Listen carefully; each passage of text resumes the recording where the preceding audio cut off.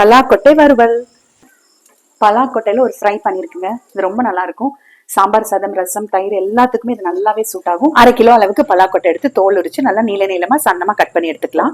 ஒரு அடிகனமான வானலியில ஒரு குழிக்கரண்டி அளவுக்கு எண்ணெய் ஊத்திட்டு கடுகு சேர்த்து பொரிஞ்சதுமே நல்ல ஒரு 15 பல் பூண்டு, ஒரு 2 துண்டு இஞ்சி இடிச்சு சேர்த்திருக்கேன். கூட கருவேப்பிலை, பெருங்காயத்தூள் சேர்த்திருக்கேன். பூண்டு நல்லா ஃப்ரை ஆனதுக்கு அப்புறமா நம்ம கட் பண்ணி வச்சிருக்க பலாக்கொட்டையை சேர்க்கிறோம்.